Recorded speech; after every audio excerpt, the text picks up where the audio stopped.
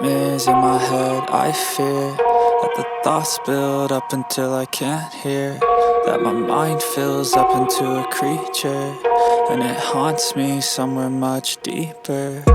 Anxiety, filling up every space, no privacy. And silently, it could build and build until you finally see, whoa, it's taking over, damn no closure, moving closer.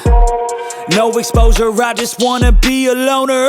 Some can't stay sober, looking over all their shoulders, like moving boulders just to get out of the home. It sucks, I've had enough, I don't wanna feel the stuck under the rug, all my problems that I shove.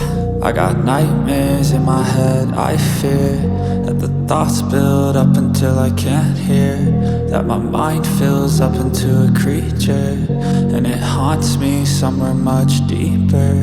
I got nightmares in my head, I fear that the thoughts build up until I can't hear, that my mind fills up into a creature, and it haunts me somewhere much deeper.